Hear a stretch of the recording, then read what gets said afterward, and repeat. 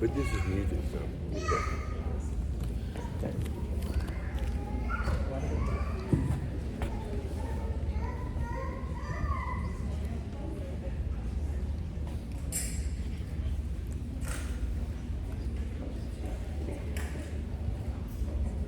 Assalamualaikum everyone. Salam. Just as a reminder, in case that you just arrived, this is the conflict resolution session called After the Honeymoon. If you are here for a pre-marriage talk, the Tying the Knot session, that will be downstairs in the community hall. And if you are youth, 12 to 18-year-old, your session is in the club. So, a couple of weeks ago, I was at Holica with a Southern Golfer actually, and she mentioned a story of a conversation that she had with someone about marriage. She said getting married is the easy part, but staying married is the hard part. She reflected on how marriage requires us to put every piece of our faith to the test in one single person. Our kindness, our compassion, our mercy, our forgiveness, our egos. Our session today is called After the Honeymoon, where we will focus on creating healthy marriages on the foundations of Islam and healthy communication. We are joined for this session with our esteemed Imam Majed, who has spent countless years providing marriage counseling services, both pre and post, and has co-authored a book titled Before You Tie the Knot, a guide for couples. Joining him for this special session is a licensed counselor and social worker, Sister Musarat Yusufali. Sister Musarat works with women and couples in all walks of life and helps them heal and work through their difficulties in life. So please join me in welcoming our esteemed speakers today. Thank you so much. Bismillahirrahmanirrahim. Assalamu alaikum. Salam. Thank you so much for having me. Inshallah, I hope that I can impart some of my knowledge and some tips that you guys can take away today and implement, tonight, on how to resolve conflict, okay? So, Rabbi Shrah Sadri, Rabbi Amri, and as I'm speaking, I'm going to take some pauses to check in with my notes. And when I'm doing that, I'm going to invite you to check in with your body, with your heart, with the information that I'm sharing. So a lot of times we take in information and it's a cerebral, we take it into the head, we just kind of look at the information. I'm going to ask you to really check in how that information is sitting with you. If it's new information, that would be really great. If it's not new information, even if it's old information, if it's things you've heard before, again, check in with yourself to see how it's sitting with you, okay? So, I know that there's no visual, but inshallah my words, I'll try to guide you through what I will be presenting, okay? So first we'll begin with talking about conflict, okay? We'll then talk about prevention versus intervention. We'll talk about when intervention is needed. We'll talk about what to do after the blow up. And then this idea of don't wait till it's too late, okay? So the honeymoon phase is over, and now you're into the marriage, and what's going to happen is something called conflict is going to come up, right? So first, I want to begin with a conversation about what is conflict and understanding conflict. And I will begin with saying that first it's important that we look at conflict as a part of life. And what's going to matter when it comes to conflict, when it comes to resolving conflict, is how we fight, right? We know that hardship is a part of life, so conflict will come up. And what I'm going to suggest in the next couple of minutes is maybe to reconsider what conflict is. A lot of times I work with couples and they'll say, half of the people will say, I hate confrontation, I hate conflict, I don't like to deal with conflict, right? So my question is it really conflict? Is it really conflict that makes it difficult? Or is it that we have difficulty with our uncomfortable emotions that gets in the middle of us communicating in that okay? So perhaps what's coming up during a conflict is perhaps our own insecurities, our own demons, so to say. And rather than being able to stay with our partner and what they're bringing up, we go into ourself and what we need, and again, the insecurities that are coming up for us. And it makes it hard for us to stay with the other person's experience. And again, reconsidering conflict or fights, what begins a fight? If you think about it, oftentimes what begins a fight or a conflict is when a need is not met. If some person's need, one party or both parties' need is not met, then a conflict comes up, right? So that's the beginning. It's a discussion or a request for wanting to get some need met. So what if instead of conflict, we thought about it as a discussion, a collaboration of meeting each other's needs? Hey, we are two different people. We are, getting into this. How can we learn each other's needs, right? And what if we thought about it rather than conflict as a negotiation of our expectations? This is what I came in with. This is what I thought, you needed. Oops, you didn't need that. Okay, let me figure out how to meet your need, right? So for me, conflict, when I see couples in conflict, it's a plea for meeting unmet needs. And the request only escalates into conflict when the request is not understood and it's not given weight or importance, right? So if somebody is bringing up something, I really need us to have dinner at 7 p.m. I really need us to put the kids to bed together. Oh no, you can do it on your own. I know you're so good with the kids, right? Gosh, you didn't hear what I said, right? So it's an unmet need, and it's a feeling of not being understood and what I am saying not given weight to. And then conflict gives us an opportunity for connection and for soothing. When one partner is bringing up a hurt, right? When one partner is bringing up, like, where are you when I'm putting the kids to sleep? What they're needing is soothing and comfort from the other person. They're needing soothing and comfort from the other partner. So another way to think about conflict is it's a need to be soothed, a need to be comforted, and it's a need to be cared for. Okay? So let that digest a little bit. Okay, so the first thing on how to work with conflict or this negotiation or this ways of meeting our needs is prevention is always better than intervention, right? If we can prevent, it's always better. If we can prevent diabetes, if we can prevent heart disease, right? If we can prevent things in general, that's always better. So first we want to work on, can we prevent even a conflict or butting of heads coming up. So one of the ways that I see couples getting into conflict is that they will not communicate information in advance. And sometimes some people will frame it as like little information, little bits of information that can go a long way, right? So some person might give, let's say, a big part of the information. They may say, this week is very busy for me at work. However, they may not go into, let's say, the details. They may not, as an example, right, they may not say, this week is really busy for me. Tonight, I have a meeting that I have no idea when it will end. It could end at 6 p.m., 7 p.m., evening, I just don't know. So that means I have no idea when I'll get home. And if you call me and I haven't responded to you, know that I know it's getting late and I just am doing my best, right? So that's extra pieces of information. Hey, you're coming home. I just want to let you know I've had a horrible day with the kids.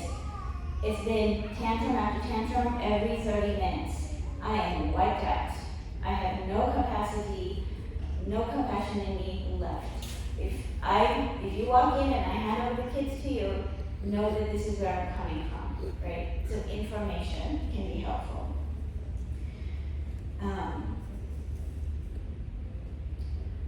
Another example. I'm swamped with work and kids' appointments. I can't make dinner tonight. Can you grab something on your way back home? Or, can you make something? Be specific. Can you just boil some spaghetti, get some hot dogs out, we'll get the protein, get a bag of salad out. Be specific, right? Those little pieces of information can also help to de-escalate the situation. I won't go too much into this oftentimes, so I do work with couples that are getting stuck into conflict about little things. So one of the couples might be dealing with ADD or ADHD. And so again, that's a whole different topic. However, if you know that your partner struggles with ADD or ADHD or just general lack of focus, right? If you are able to give them detailed, specific information, that can be really helpful for them.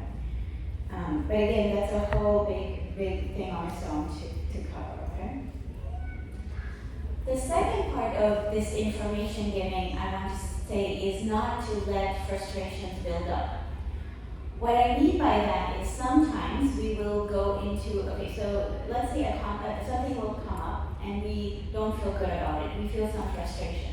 Now, of course, we want to be patient. We want to have, long ring. We want to be patient and we want to let go of it. The thing is that letting go is very, very tricky. If you can truly let go and remove it from your heart and not have any resentment, then wonderful. However, if you feel anger and resentment, and if it's just going to be a buildup, then what can happen is the second time your spouse does a similar thing or same thing, then what happens is instead of you starting fresh, it's going to be a little bit of a buildup from the last time it happened, right? The third time it happens, if you still haven't brought it up, if the second time you still say, okay, I'm going to be patient, I'm just going to let it go, it's going to fix itself, inshallah, it's not going to do it again, inshallah, she's not going to do it again. So then, again, the third time it happens, you might explode by that time. And so that's what will get you into the conflict, right? So sometimes it is better if you notice and have an observation of, I really like it. We have this appointment together. I really like it if you log in 5 minutes in advance. Let's just log in, and even though we're gonna be wasting those 5 minutes, it really makes me good when we're just 5 minutes early, right? So then again, that buildup is not happening, so then you don't explode. The third idea I want to share, and it's not my idea, it's Stan Tatkin, he's a psychologist, and he talks about this idea, and it's this idea of treating each other like a king and queen. So, and not the king and queen that takes advantage of each other and tries to take the more power. No, not that kind of king and queen. The kind of king and queen that really cares and loves and adores each other, right?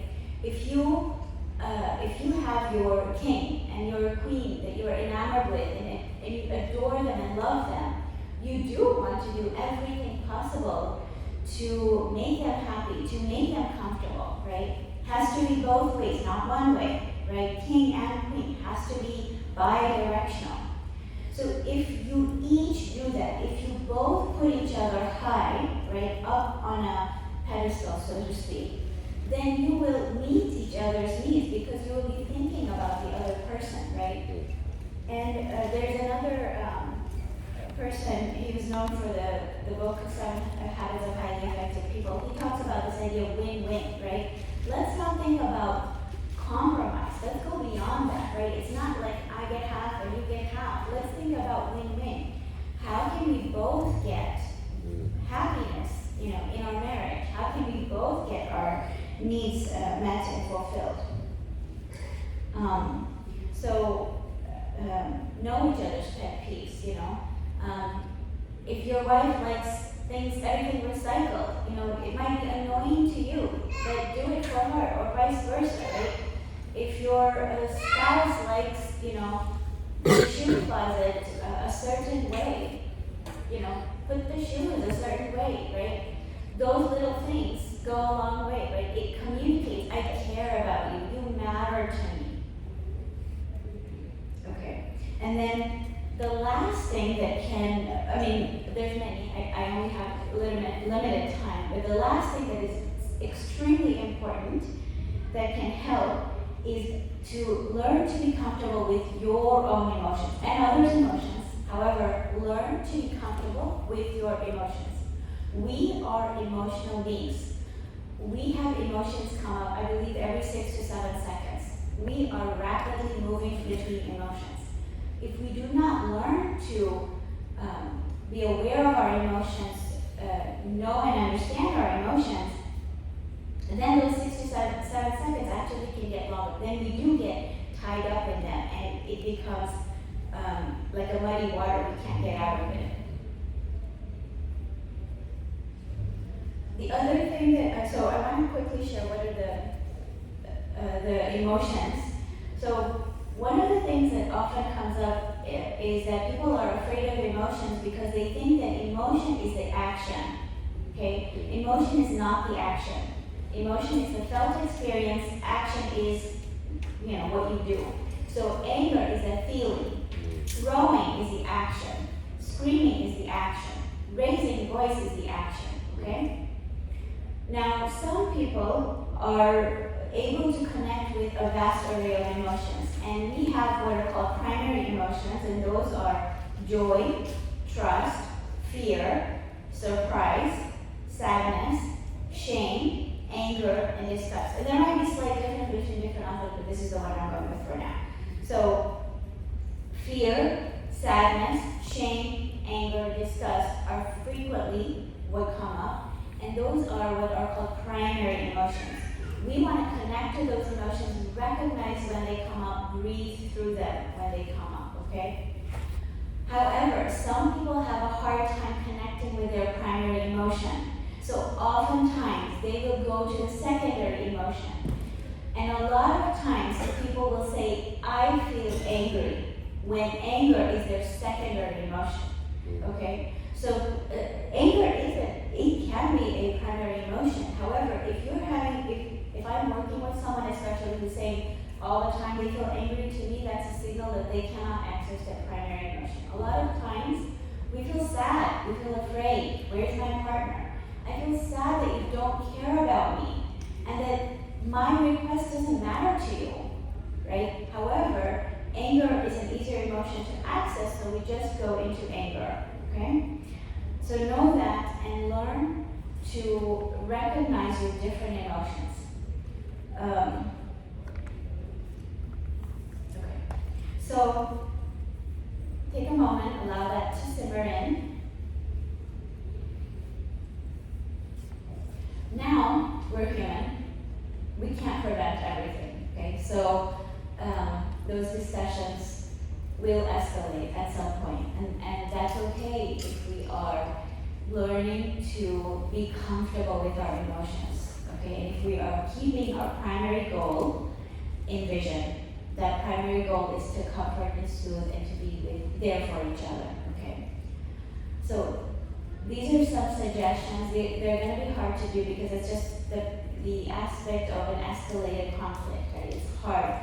However, if you can even work a little bit on one of them, eventually you get better and better, okay? First one is, if at all possible, do not escalate the situation. If you can, don't make the situation any worse. If you notice you're triggered, you're hurt, you're in pain, that's your signal to stop. In that moment of panic, fear, rage, you cannot negotiate, you cannot discuss. You need to connect with your wise mind. That's not going to happen in that moment. So the first thing is not to escalate. Now, in this escalation scenario, there are different scenarios. Majority of the people will fall into two categories, so I'm just going to describe that here. You might find yourself falling into one of two categories. So one category is called the pursuer, and the other category is called the withdrawer. So the pursuer is the one that, like it sounds like, the pursuer wants to resolve conflict and wants to talk and wants to discuss. They may actually physically pursue as well. They may be following the withdrawer. They're the one, like, trying to get the other person to engage with them, okay? They're the one that want to, it may appear that they want to continue to fight, they really want to soothe, they really want to comfort, but it appears that they're continuing the fight, but that's not the case, okay? The withdrawer sounds exactly like it is. They withdraw, they shut down. Oftentimes I'll use the example of a turtle. The withdrawer can be like a turtle withdrawing into the shell. If I sniff conflict, whoop, into that shell they go, right? They want to avoid conflict because it's scary, right? So they're the ones that they may lose their words at that time. They may appear cold and they may appear like they don't care. Oftentimes, let's say the anxious one or the one that's crying or in pain will say to the withdrawer, you don't care, right? Because their face appears flat, right? It's not that they don't care. Under that shell, there is a human being that's in a lot of distress, okay? They also want soothing. They also want comfort. Okay. So, here's the thing, not one person is responsible for escalating that conflict. Both of you are responsible for escalating that conflict. Meaning, the withdrawer not saying anything makes the pursuer pursue more. The pursuer not hearing anything from the withdrawer, continues to pursue more. The pursuer continuing to talk, or try to get the other person to engage, is actually pushing the withdrawer further and further away and into the shell. So you both want to do opposite, which is hard, of what your natural inclination is to do. The pursuer needs to step back, the pursuer needs to disengage, give the withdrawer space and time, and then the withdrawer needs to use that to access their words, okay? They need to find words to say something like, I can't talk right now. I know you want to resolve this. I will get there. Give me some time. Can we discuss this in an hour? Let's have dinner. After dinner, we can figure this out. You need to communicate that you are flooded, that you are overwhelmed, and you need some time. Okay. The myth during times of escalation is that people are speaking their truth. They are not speaking their truth. One of the things that comes up is that people will say to me, well, now I know what he or she really thinks, right? Because during that time they said what they really wanted or were thinking in their heart. That is not true. Their anger was speaking. Their amygdala was speaking. It was not the truth. It was the anger that was speaking. Now, I'm not giving any excuse to the person that is saying those hurtful things. You have to take accountability for your words and not do that. However, for your partner, they need to know that it isn't the truth as a fact, right? There might be elements of truth to that. However, you can say it differently. You can, in your wise mind, in your calm state, you can convey those needs differently. Okay? So I think for me, that's really important to convey because a lot of hurt can come out of that belief. Okay. I'm going to skip to because I think I didn't keep track of time. Just really quickly, the brain needs 20 minutes a minimum for it to regulate itself. When the amygdala is activated, I'm using this hand because it's a little handy model of the brain by Daniel Siegel. And when the amygdala is activated, it will literally disconnect from the prefrontal cortex. Prefrontal cortex and amygdala do not communicate. That means you will function from your lower brain, okay? You need the whole brain to be functioning to access wise mind. Wise mind is when we can say calmly and we can have those discussions, right? Okay, just want to remind one more time. Conflict is about needing connection. It's about needing soothing and comfort. You attack when you don't feel seen, heard, understood, and held, emotionally and physically, okay? All right, so what happens, okay, now the fight is over. What happens after the blow up, right? What do we do after? The first thing is that it is important to repair. Repair is crucial. I can't emphasize how important going back and having that discussion is important for your brain, for your spirit, for your soul, for everything. You need to go back and acknowledge the hurt that you caused each other, because it's usually bidirectional, and you need to apologize, okay? Now, what the repair looks like is two things. There is the apology part, and then there is the making it right part. So what I mean by that is the first part is that I'm sorry, I hurt you. For the person that needs words, and it's going to be not you, if you don't need words, I bet you your partner probably needs words. So you need to say, I am sorry, I hurt you. They need to hear that. That's not enough though. For the touch person, they may need touch. They may need you to, bring them into an embrace, a loving touch, and say, I hurt you, I am sorry. So it's both, words and actions. And same thing when it comes to actions is that you need to, so think of it, for those mathematicians or technical people in here, think of it as an equation, okay? Repair equals apology plus correction. So the correction is thinking about, how do I make it better? Can I make it better? If I can make it better immediately, let me go ahead and do that. If I cannot make it better immediately, then let me make a plan. First of all, in myself, right? And then second of all, verbalize to my partner, hey, I raised my tone of voice, I'm sorry, that was not okay. I'm really working on connecting with my breath and breathing when we're having these difficult discussions. So you are letting the person know that I'm working on our relationship. I'm working on this thing. The last thing is closing the loop. What I mean here is that, remember the piece about prevention.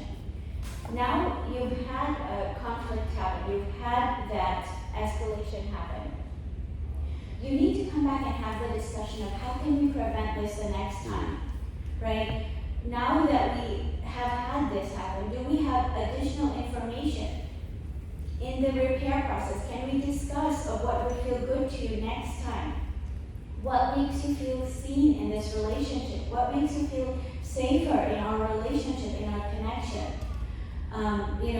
I can think of, let's say, so many people, let's say, have high stress jobs, or two people working families, right? So lots of information gets tucked away and assumed and things like that. This is where you get to discuss that and plan in advance. So inshallah, you will reduce the likelihood of happening again. It's going to happen again, but again, reducing that likelihood of it happening, okay? The last thing I want to bring up is that during conflict, trauma is going to come up. Now, I do have the evening presentation with Kahwa that I hope you guys will attend, where I will talk more in depth about trauma.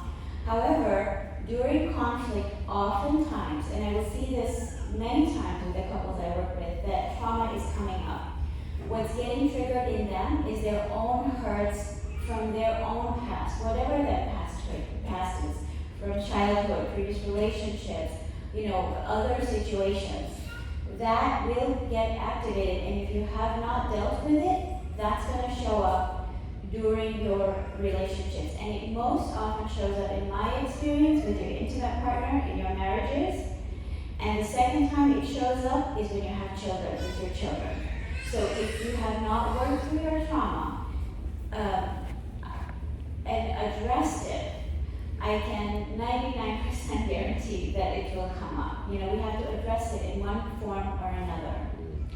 And even with each other, you can make space for each other and talk to each other. The reason this hurts is because it ignites in me the feeling of not being good enough. When I was a kid, I was constantly picked at, and that doesn't feel good. And so I go into that space of I'm not good enough. And that's what's coming up for me, right? And your partner can be a listening partner. Tell me more about that. What was that like for you? That must be so painful. When here I am, reminding you of something that's painful and uncomfortable for you. Being a listener to that, your partner's pain and their experience. Okay, and then the last thing I want to share is that for me, the most disheartening thing that happens is when couples wait till it's too late. When there's a lot of hurt and they are buried in that hurt, and then they come to therapy and then it's almost too late, or they're so fatigued by hurting each other or staying in their hurt that, they're surprised when it takes more than 3 months or it takes more than 10 sessions. It takes a long time when you have neglected your pains and hurts. So, and in Western psychology, I know there's a bad reputation, not a bad reputation or even research that when people go to therapy, they will get divorced. And so a lot of Muslims think that same thing will happen when they come to, let's say, marital therapy. That is true because they wait till there is nothing to say in Western couples, right? Now, we don't have as much research with Muslim couples. However, Muslim couples are more motivated, that's what I know. As a Muslim therapist, I work with couples to help them connect, right? It is my goal to help couples fulfill that prophetic family vision of being happy and healthy, right? And so take that into consideration. If you have thought about therapy, don't fear it just because of things that you have heard that is more relevant for Western psychology. And again, if you can, I have alhamdulillah young couples who will come in first year of marriage, they will do sessions, so then they are not getting into that space of making it too late. It's so pleasant to work with young couples because I can help them to learn the skills of not letting this escalation happen. So please, do not wait till it's too late.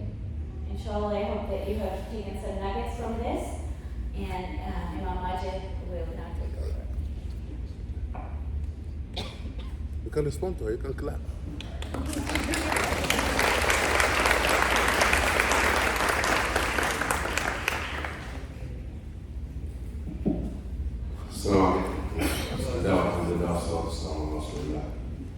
I think Sister Musarat really have nailed the most important aspect of this topic, and mashallah, she covered all the important things being said in this topic. I guess I'm going to talk from the Imam experience, from the spiritual aspect of conflict. Allah subhanahu wa ta'ala created people with that people will be always have different views in life. No people have the same thinking, even the identical twin. You're going to have conflict. Conflict is natural, unavoidable. If somebody's come to a counselor and says, my wife and I will never have conflict, very red flag, big one. Because it's not possible. There's somebody there dominating the relationship, make the other person quiet all the time, just accepting it. They're not saying anything. You have to have conflict in order to have a healthy relationship. There's a benefit of conflict. I'm not calling for conflict. I'm saying there's a benefit of having different views. How to manage conflict is a problem, not having a conflict. That's why they call it conflict resolution, conflict management. You have to be able to understand the nature of conflict. There's certain conflict that are very bad because there's abusive relationship. if somebody abusing, hurting somebody. That is absolutely, there's no way to accept that in a relationship. Physical, verbal, emotional abuse, mental abuse is not acceptable. But there's other type of conflict that my dear sister was talking about it, that how to manage those conflicts before they escalate, before they come to the point of no return sometimes. Let us talk from the life of the Prophet Muhammad, since we call this prophetic family. Did the Rasul have conflict in his marriage or no? If you believe that he had conflict in marriage, raise his hand. You raise your hand. Wow, are you sure? Yeah, the best man walked on earth has conflict in his marriage. Sallallahu Alaihi Wasallam. Otherwise, how will we become a model and example to us? And how did he deal with conflict? Not only has a conflict, but his daughters have conflict. You know, Rasulullah family life is really a model for us to understand how to deal, manage conflict, to resolve conflict. In some cases, that Rasulullah, there's a conflict that was not resolved except with divorce. Abu Lahab children divorced Rasul's daughters to hurt him. You know that or not? Do you know this? Okay. Divorced Ruqayya and Qurtuba was divorced by the children of Abu Lahab to hurt Rasul after they become a prophet. Rasul sallallahu alayhi wa sallam have experienced this difficulty in his own marriage, where my sister was talking about expectation. The wife asked for what?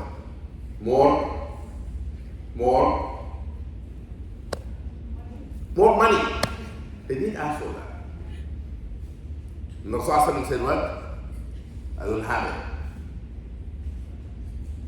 Money, I don't have it. What does Rasul do? He went to the masjid, a cooling period. You have the cooling period? Sometimes you need to have a cooling period. He stayed in the masjid for how long? How long? A month, not a few days, a whole month. And that is not Marriott Hotel. He was sleeping in the mats, rough mats. And Umar goes to him and said, Ya Rasulullah, did you divorce your wife? You know why he's asking? His daughter is married to Rasul. He said, no. He said, Allahu Akbar, yeah. Alhamdulillah, my daughter's still married. He's happy. And he said, Ya Rasulullah, you want me to resolve this issue? He said, no, not you. He didn't allow him to come between him and his wife. A matter of fact, Musarat Yusufali, she related to Umar radiallahu anhu. For Umar radiallahu anhu, one day his wife have an argument, tense argument. He said, why are you talking to me like this? She said, who are you? Your daughter talked to Rasul like that. I'm just telling you, this has happened. But he said, really, my daughter argued with Rasul? He said, yeah, she argued with him. Like, she's telling him it's natural for us to argue. We can't debate things. He goes, said to Hafsa, you argue with Rasul? He said, yeah, I do. La hawla wa la quwwata illa billah. He goes to Musarat, you argue with Rasul? He said, yes. He said, Umar, what business is yours to come into Rasul and his wife? Stay away from this. Don't talk to us how to talk to our husband. This is real. This is real. Now, but the Rasul sallallahu alayhi wa sallam has a home of kindness, gentleness. How did Rasul sallallahu alayhi wa sallam manage this? You know my problem that I say numbers, but I forget to follow on them. There's a 5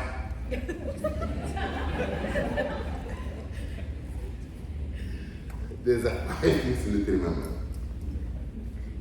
And Rasul sallallahu alayhi wa sallam is a man that does something called sunnat al-taraful. You overlook small things. Never do one. Marriage where people hold into small things and they make, in Sudanese say, habba gubba, and make from a seed a mountain. Small problem then becomes so huge. And Rasulullah has certain things he just overlooked. I, my sister, have told you that sometimes when people speak out of anger, they don't believe those things. For example, Sayyidah Aisha radiallahu anha, she has a disagreement with Rasulullah. This is supposed to be for every imam and every sheikh to give this. Get your head in normal size. Now, sometimes we lie to ourselves that, who believe that no one should, my opinion just goes. Whatever I say, it goes. Please, she disagrees with him. But Rasulullah tried to convince her, she's not listening. Then Rasulullah said, Ya Aisha, we should find a mediator. You want to mediate this conflict. Aisha said, yes, we need a mediator. But Rasulullah said to Aisha, choose a mediator. She said, no, you choose. You select a mediator. Because as people do mediation and conflict resolution, they may tell you, you have to agree in the mediator. If you somebody believes that mediator is not biased, you pick your own friend, then may not be able to resolve the problem. She said, then you choose. Rasulullah said, Umar. He said, no. La arda bi Umar. Then he told him to choose, then he chose something. Because you have to have an agreement.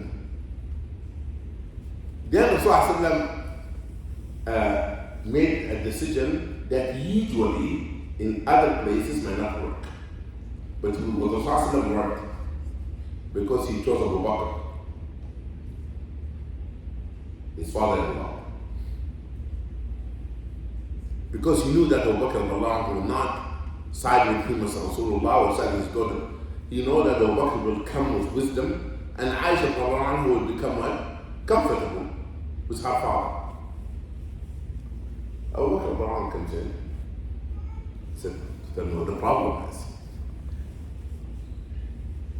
And Rasulullah to make it, to level the playing field, he could have Abu Bakr, okay, knock on the door, okay, wait a minute, you take him aside.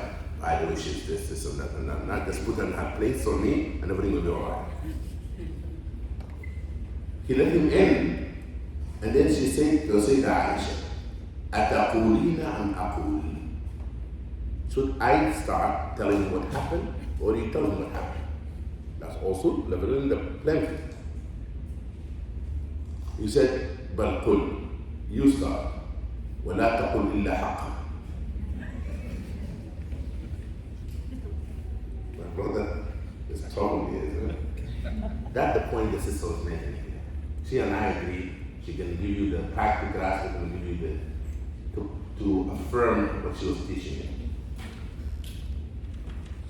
She said, you say, but speak nothing but the truth. Say the truth. You get what happened here? Do you get it?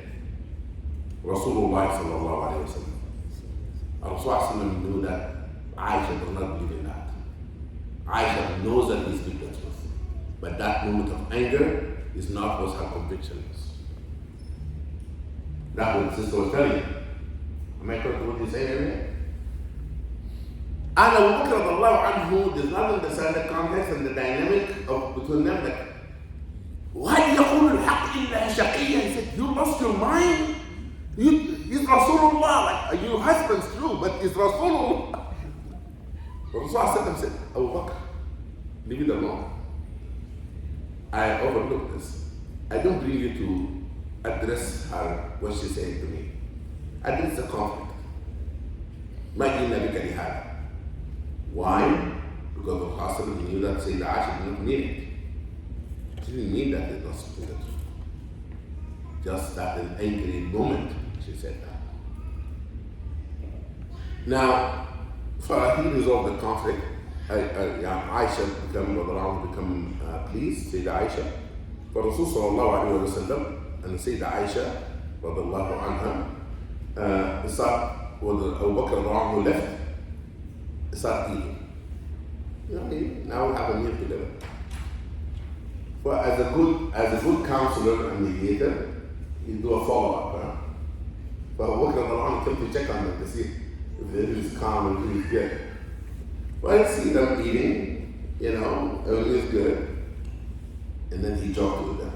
He said, دعوتموني في الخصام ونسيتموني في الطعام. He said, you invited me when you had dispute, but you forget to invite me when you have the food. But this is the second point. First point was what? Ta'afud, to overlook. The second point is that to seek help.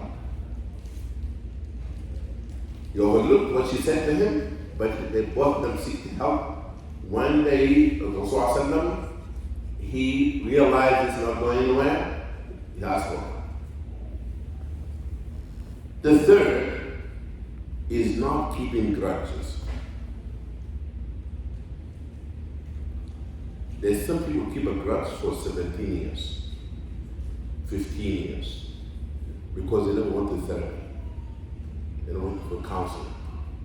They never had closure. That's why I have therapists in our community. And I'm so glad that this community believes in therapy. A person has to talk to somebody to be able to deal with their emotions. And the more that we address this issue and have them to pile up and come to the point to explode, the more that we have healthy marriage.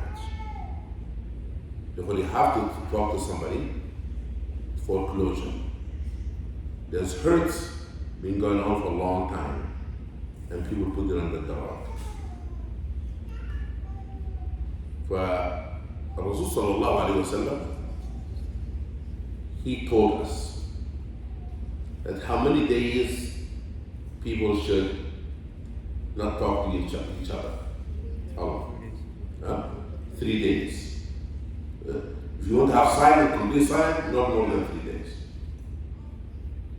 But when the Rasulullah had a cooling period in the masjid, because the conflict was with everybody or spouses, and he would give them the space for them to think. You know how that conflict ended? With the Rasulullah in the masjid. How it ended? The Quran, what the Quran says. The Quran says, يا نساء النبي, or the wife of the Prophet, كنتن تريدن الحياة الدنيا وزينتها. If you want the money, فتعالينا واتقوكن وسرحوكن سراحا جميلا. Islam is a beautiful religion. You want to talk about divorce, it's beautiful divorce. Have you heard beautiful divorce? One time I gave a talk on one of the masajid here in the area. And my title of the talk, Successful Beautiful Divorce. People said, this man lost his mind. He's not supposed to be brought back into this masjid. Anyway, he said, Salah Jamila. Salah Jamila. He said, if you want the money, we'll give you the money, but I cannot be able to intend this. I'll give you a lump sum, and then we separate. Salah Jamila. Beautiful separation.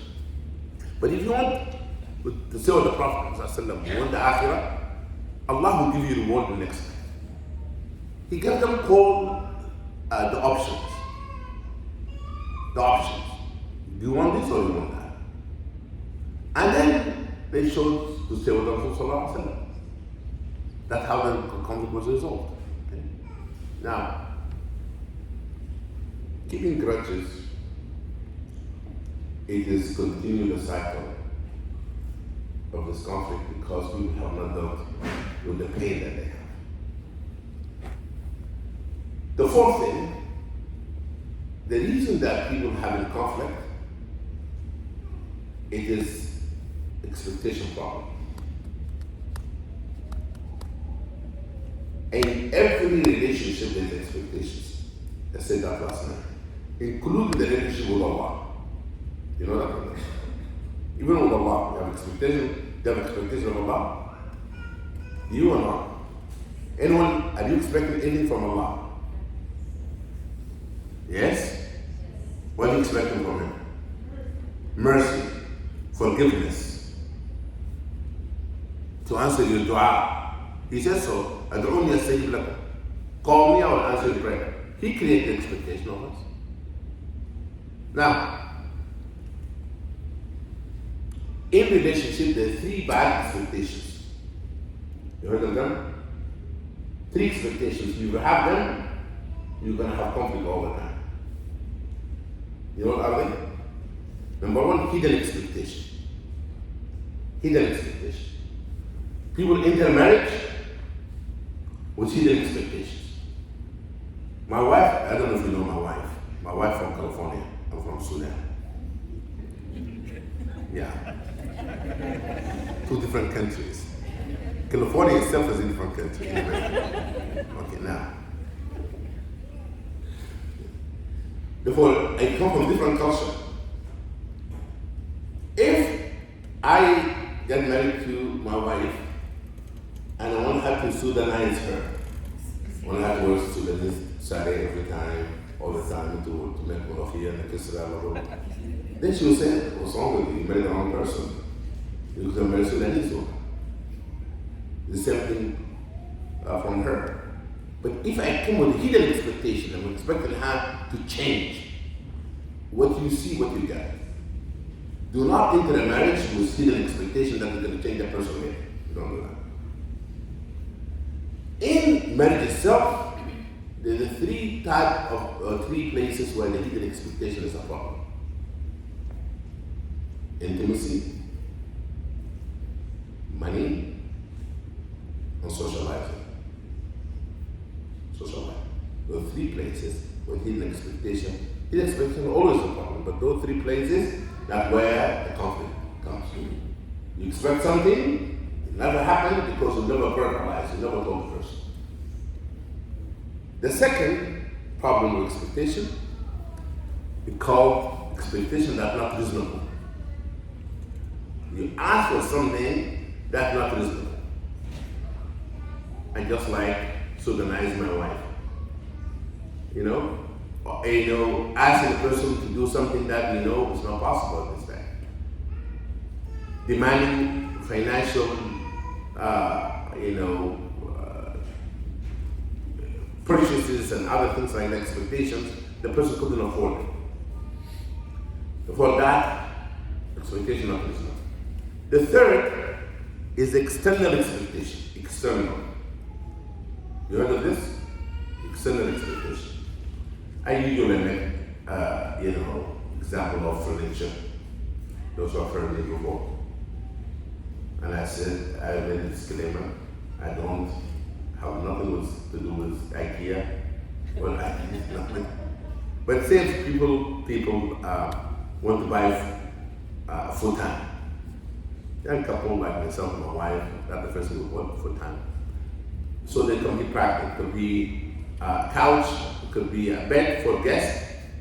You go and buy them, and you're very happy with your futon, and your sister walk in and say, what is this? It's a futon. You don't know? When we say in Urdu or Arabic or English, it's a futon. You say, where did you get it from? IKEA. Astaghfirullah. Astaghfirullah. It's not your beloved. It's your husband, very cheap. And you are cheap too. What happened when your cousin came to visit you? Do you see this full time for my kid? I'd rather for you to sit on the floor with dignity until you got Ethan Allen couch. Really? People love it, they're really happy.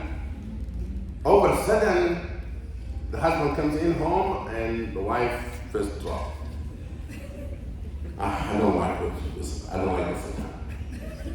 I like to save money. Because Ethan Allen is an embarrassment. I thought about it. She never thought about it. She was very happy until that cousin comes in, or that sister, or the mother, or whatever person comes in, interrupted the visit. External expectation. Husband is very happy until he goes with his friend to the gym. Come back with different ideas.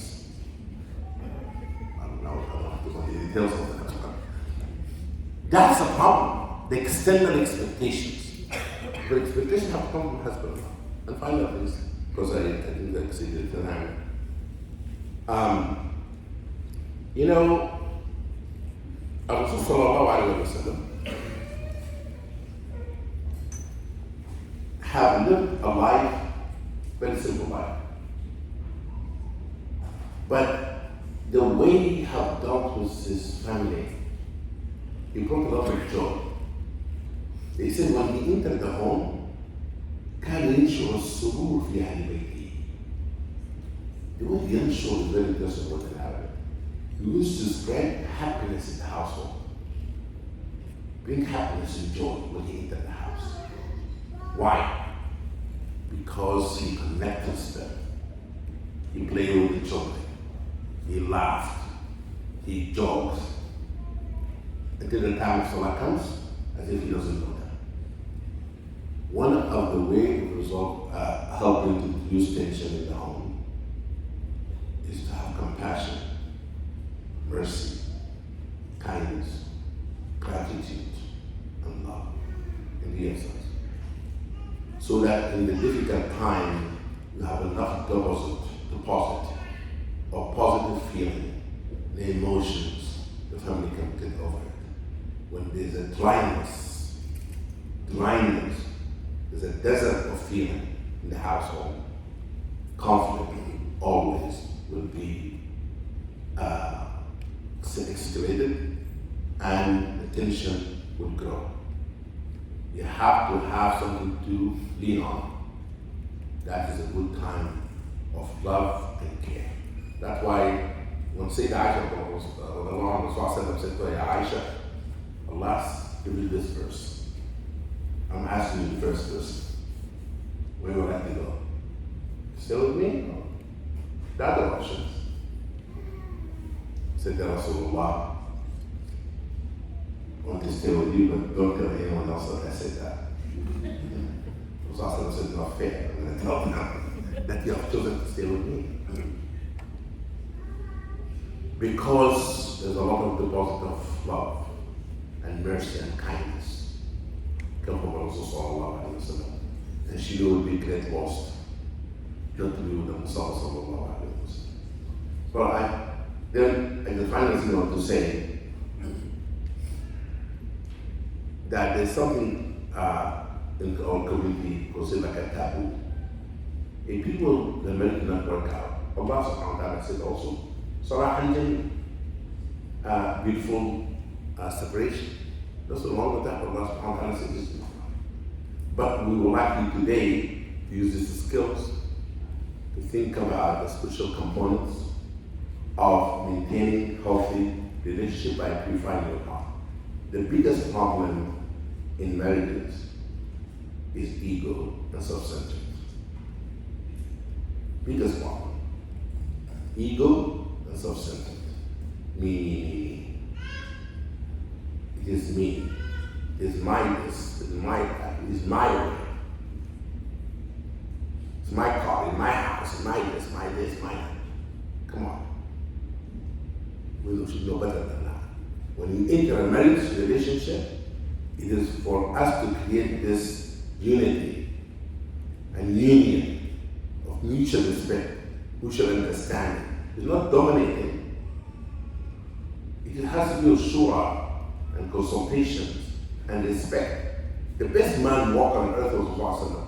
The best woman that we have known in Islamic history is Sayyidah Khadija.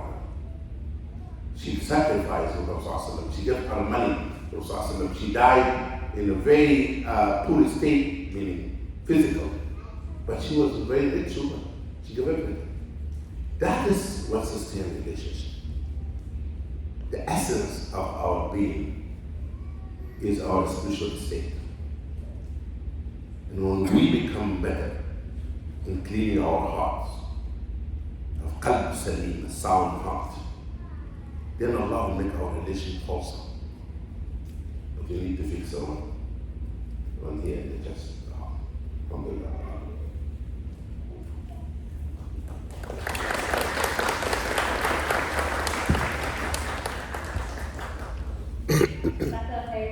Sister Musarat, for all of those wise words and wisdom. I hope, inshallah, you guys will gain some gems from this topic. I do think we have about 5 or so minutes, so I'm going to open the floor to any questions. If you guys have any? It could be an objections, not questions, like you don't like what we said. Any questions? Yes.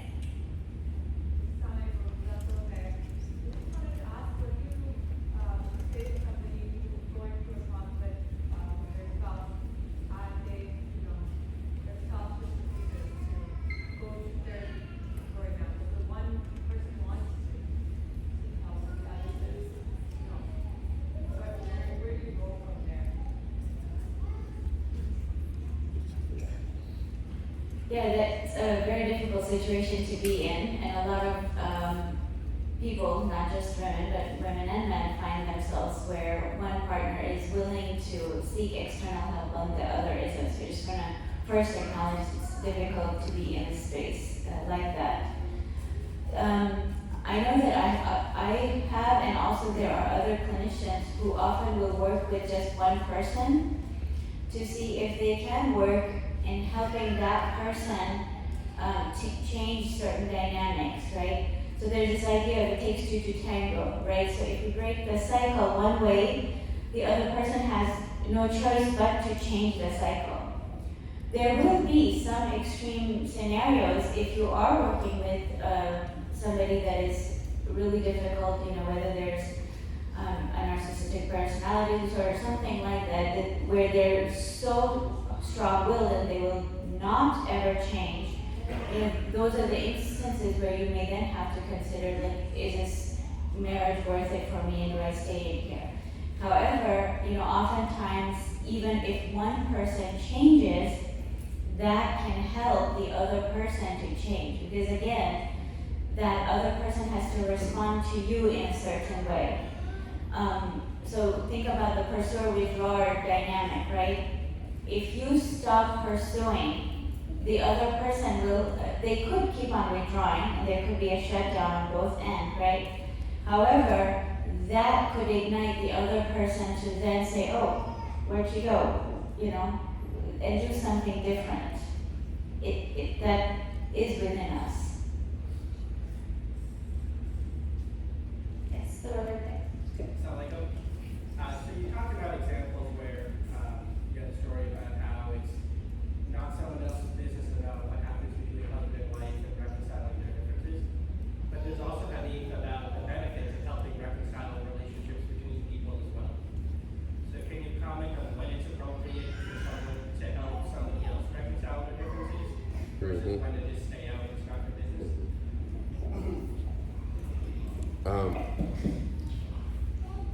It's very important to seek an expert and a person who have the interest of both of you.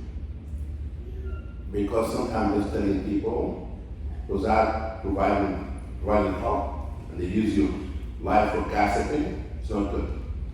But you have to choose the right people. Sometimes the mediators of conflict,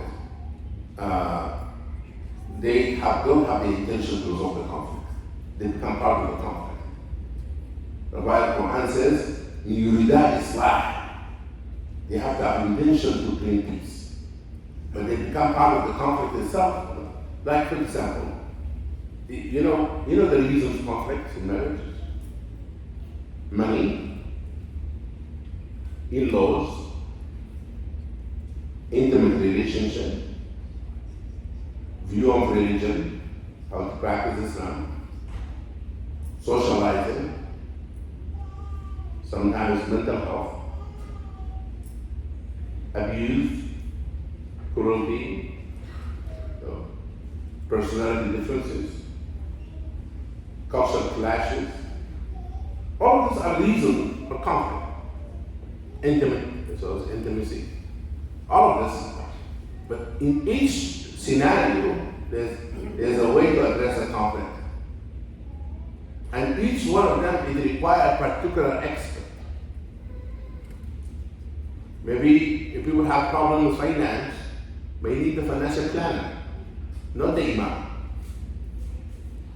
If people have the intimacy issue, then they need a therapist in intimacy. People have a problem of in-laws issues, they need a therapist and a counselor to talk about communication or so. All of that. For example, one of the biggest problems in our community is in-laws issues. This is true. In-laws, outlaws, sometimes. It's a joke. It's a joke. Bad joke. The wise man, the Musarat man, who strike a balance between the rights of his mother and the rights of his wife. Strike a balance. Because sometimes people say, my wife has no rights. That's not right. To strike a balance. You don't have a right, you don't have rights. And the intervention of in-laws sometimes could be negative. Because if the husband or wife have a conflict and they call their parents, like, you don't believe what he just said to me, or whatever. And then they hang up, and then the husband goes and buy flowers and says, honey, and so, oh, well, let's go out for dinner, and they go to the town center and lovey-dovey. And then, guess who's still upset? The mother that give a call to her. That you very quickly, don't pick up the phone every time call. You don't make them like 911, but wait, resolve the issues, unless the issue there, it becomes of abuse and so on. Then you have to have real intervention on this issue. But, and then seek help. That's why I have therapists in our community. Because that's a neutral place to come to, a safe space to come to. And then without getting the family in the middle of the conflict and stuff. Well, that is, did I answer the question? My question is also, if I see some problem with someone else, should I help or stay back? What do you think?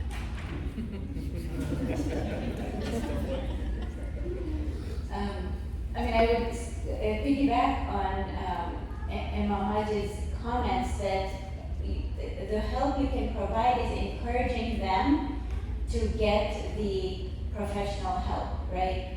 If you are in a friend status or a brother or a relative status, encourage them to seek that professional help. So guide them, let's say, to the right tools versus you trying to be that tool.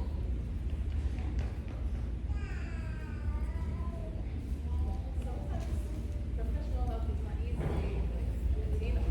It's either the therapist that booked for years or you can't afford their fees. So what do you do then? Yeah. I understand what you are saying. And here we do have a large network and we're getting more and more connected with people.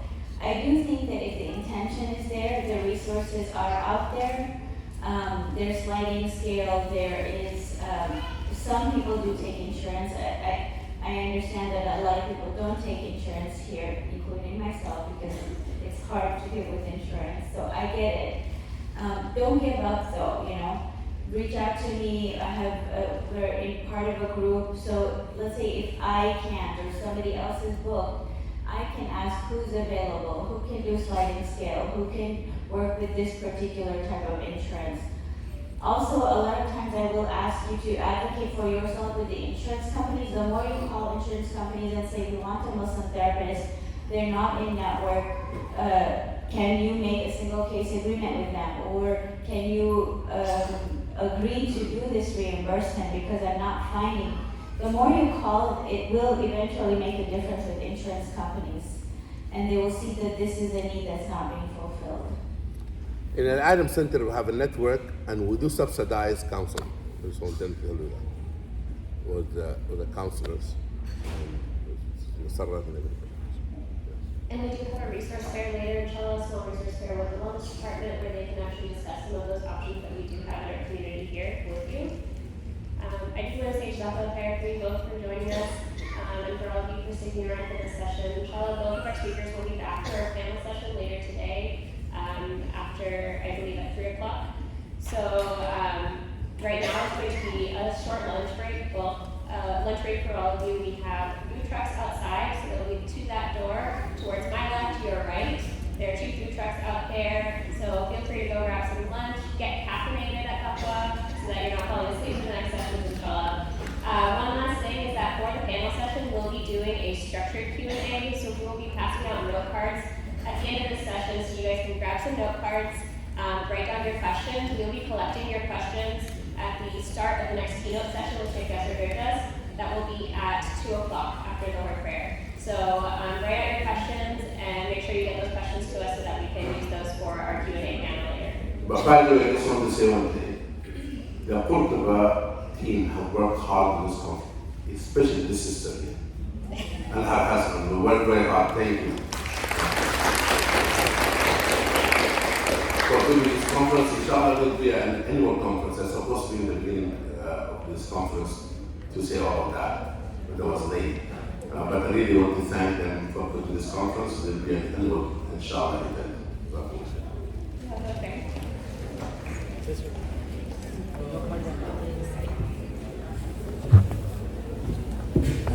Wonderful. That's your phone? Yes. Alhamdulillah. Wonderful presentation.